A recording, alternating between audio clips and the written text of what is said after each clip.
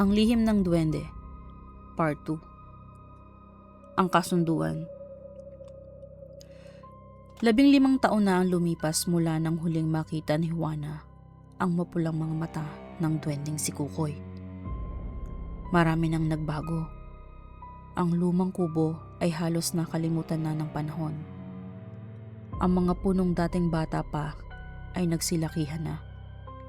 Ang mga kawayan ay masiksik at ang dating makitid na daan ay halos matabunan na ng damo. Si Juana ay hindi na ang 15 taong dalagitang dating tinugis ng duwende. Isa na siyang 30 taong gulang na babae. Masaya ang pagsasama nila ng kanyang asawa sa Maynila. Mayroon silang isang 3 taong gulang na anak na babae na ang pangalan ay Maria. Masayahin si Maria, palangiti, mahilig sa mga bulaklak at paru-paro. Hindi pa siya marunong matakot sa dilim. Hindi rin niya alam ang nangyari sa kanyang ina nung kabataan ito. Pinili ni Juana na huwag nang ikwento ang lahat. Akala niya tapos na ang bangungot. Ngunit may mga nilalang na hindi marunong lumimot. Isang araw, nakatanggap si Juana ng liham. Matagal nang may sakit ang kanyang inang si Aling Rosa. Lumalala ang kanyang karamdaman. Wala nang ibang mag-aalaga rito. Pumanaw na ang kanyang ama na si Mang Pedro ng nakaraang taon. Napilitan siyang bumalik sa lumang baryo kasama si Maria habang naiwan sa Maynila ang kanyang asawa dahil sa trabaho. Pagdating pa lamang nila sa baryo ay parang may kakaibang bigat sa hangin. Tahimik. Masyadong tahimik. Walang nagbago, sabi ni Juana habang nakatingin sa lumang bahay. Ngunit sa loob-loob niya, alam niya may isang bagay na naghihintay. Kinagabihan, habang pinapatulog niya si Maria, biglang huminto ang paghuni ng mga kuliglig. Namatay ang apoy ng gasera. Malamig na malamig ang hangin. Pagkatapos, narinig niya, tok, tok, tok, tok. Parang maliliit na paa sa ilalim ng sahig. Nanigas ang buong katawan ni Juana. Hindi maaaring. Hindi. 15 taon na. Muling narinig ang mahinang tawa. Napapikit si Juana. Kilalang kilala niya ang tunog na iyon. Kukoy. Mula sa ilalim ng bahay ay 2 pulang matang dahang-dahang sumilip. Ngunit hindi na lumapit ang duwende. Sa halip, nakatingin lamang ito kay Maria. Parang may nakita na naman itong kayamanang nais angkinin. Kinabukasan ay walang anumang kakaiba.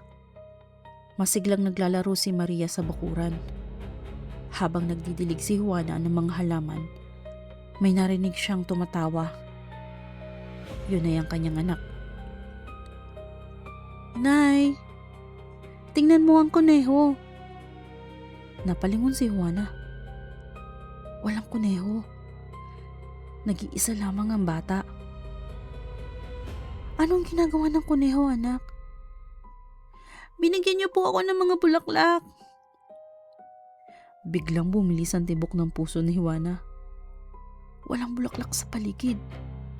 Ngunit may hawak si Maria. Isang napakaputing bulaklak na hindi niya pa nakikita noon. Malamig ito na parang bagong kuha sa yelo. Agad niya iyong tinapon. At dali-dali niyang kinarga ang anak at pumasok sila sa loob ng bahay. Lumipas sa mga gabi, palaging masaya si Maria pagising. Inay! Nakita ko na naman si Kuneho. Naglalaro kami. May kastilyo, may ilog na puro candy. May mga ibong marunong magsalita. Palaging kwento ni Maria. Unti-unting gumaan ang loob ng bata sa misteryong kuneho. Hindi alam ni Maria na ang nakikita niya ay hindi kuneho. Sa panaginip lamang nagpapakita si Kukoy. Isang maliit na puting kunehong may mahabang tenga, malalaking mata at napakalambing magsalita. Hindi niya pinapakita ang tunay niyang mukha. Lumipas pa ang isang linggo. Lumala ang sakit ni Aling Rosa. Kinailangang dalahin sa bayan. Malaki ang gastos. Sunod-sunod ang utang. Halos maubos ang kanilang ipon. Isang gabi, habang nakaupo si Juana sa lumang balkonahe, biglang may boses sa likuran niya. Pagod ka na? Hindi siya lumingon. Kilalang kilala niya ang tinig. Alam kong ikaw yan. Mula sa dilim ay lumabas si Kukoy. Pareho pa rin ang anyo nito. Hindi tumatanda. Maliit, maitim, mapupulang mga mata. Ngunit ngayon ay nakangiti lamang siya. Wala na akong galit sa'yo. Hindi ako naniniwala. Nais ko lamang makipagkasundo sa'yo. Sagot ni Kukoy. Tumigil ka! Papagalingin ko ang iyong ina. Hindi nagsalita si Juana. Hindi na siya mamamatay. Dagdag pa ni Kukoy. Mawawala rin ang inyong mga utang. Tutulungan ko kayo. At anong kapalit? Unti-unting lumawak ang ngiti ng duwende. Si Maria. At napangiti si Kukoy. Parang tumigil ang oras. Hindi! Kapag sumama siya sa akin, hindi na siya masasaktan. Hindi na siya tatanda. Hindi na siya magkakasakit. Mamumuhay siya sa ilalim ng lupa sa mundo. Tahimik. Masaya. Hindi! Matinding sagot ni Juana. Tumawa lamang si Kukoy. Pag-isipan mo. Pagkatapos ay naglaho. Mula noon, mas dumalas ang panaginip ni Maria. Mas maraming regalo, mas maraming candy, mas maraming laruan. Lahat sa panaginip. Ngunit paggising niya ay may mga bakas. Isang maliit na kabibe, isang gintong botones, isang lumang barya. Mga bagay na walang makakapagpaliwanag kung saan nagkagaling. Isang madaling araw ay nagising si Juana. Wala si Maria sa tabi niya. Natakot ito. Lumabas siya ng bahay. Nakita niya ang anak na nakatayo sa gitna ng bakuran. Nakangiti. Nakatingin sa walang tao.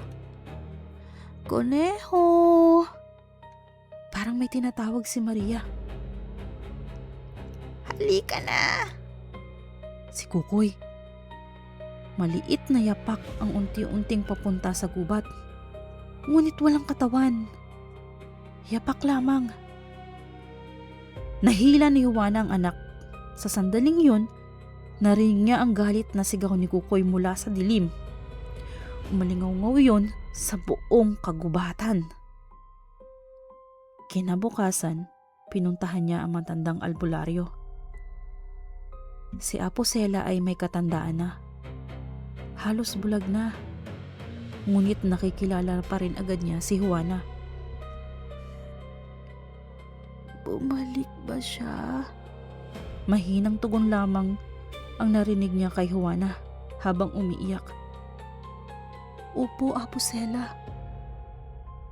Sinuri ng albularyo si Maria. Biglang napaatras ang matanda. Nakakadalawang paa na siya sa mundo ng duwende. Nakapasok na siya sa panaginip. Kapag umabot sa ikapitong gabi, hindi na siya basta-basta makakabalik sa inyo. Nanlamig si Juana. Gawan natin ang manangga. Binigyan si Maria ng isang maliit na kasuotang tinahi habang dinadasalan. Isinuot din sa kanya ang isang kwintas na may maliit na krus. at halamang pinagpala. Huwag mong aalisin yan. Ayon kay Apo Sela. Kahit isang sandali. Nagpasama rin si Juana sa pari ng bayan. Pinindisyon na nito ang bahay. Nagwisik ng banal na tubig. Nagdasal sa bawat silid. At sinabi ang isang babalang hindi makakalimutan ni Juana. Kapag mas lumakas ang panaginip ng bata, ibig sabihin lumalakas din ang gustong kumuha sa kanya. Ayon sa pari. Nang gabing iyon, muling nanaginip si Maria. Ngunit iba na. Hindi na siya makapasok sa kastilyo. May tila liwanag na pumipigil. Biglang nag-iba ang mukha ng kuneho. Unti-unting nalagas ang puting balahibo. Humaba ang mga kuko. Lumabas ang mga matutulis na ngipin. Namula ang mga mata. Unti-unting napunit ang mga balat ng kuneho. Sa ilalim nito, si Kukoy. Lumabas ang tunay nitong anyo. Tinaraitor mo ako! Galit na wika ni Kukoy. Naging abo ang mga candy. Naging mga buto ng tao ang mga laruan. Ang mga ibong kumakanta ay naging may itim na uwak. Ang makulay na kastilyo ay naging isang guwang na punso na napapalibutan ng libu-libong maliliit na kamay na umaabot palabas ng lupa. Napaiyak si Maria. Nasaan ang kuneho? Ako ang kuneho! Ayon kay Kukoy. At lumapit ito sa bata. Isang yakap lang. Ngunit nang hawakan na niya ang bata, nagliwanag ang kwintas. Isang nakakasilaw na sinag ang tumama sa duwende. Napasigaw ito sa sakit. Nagliyab ang kanyang mga kamay na tila sinusunog ng liwanag. Hindi! Hindi siya maaaring maging iyo! Sigaw ng duwende. Nagising si Maria habang umiiyak. Mahigpit siyang niyakap ni Juana. Ngunit sa labas ng bahay, may narinig silang mabagal na paghampas ng maliliit na paa sa tuyong lupa. Tok, tok, tok, tok. Di na ito parang isang laro. Parang may umiikot sa buong bahay. Unti-unting bumili sa mga yabag hanggang sa naging daan-daang maliliit na paa ang tila sabay-sabay na tumatakbo sa paligid. Kumalubog ang mga bintana, namatay ang gasera, at mula sa pinakamadilim na bahagi ng bakuran, isang boses ang bumulong. Hindi patapos ang kasunduan, Juana! Napayakap ng mahigpit si Juana sa kanyang anak. Alam niyang nagsisimula pa lamang ang tunay na laban. At sa unang pagkakataon sa loob ng 15 taon, naisip niyang baka hindi sapat ang tapang ng tao upang talunin ang isang nilalang na kayang maghintay ng habang buhay. Mapuwera sa tapang, kailangan niya ng puwersa. At iyan ang paghahandaan ni Juana sa darating na panahon.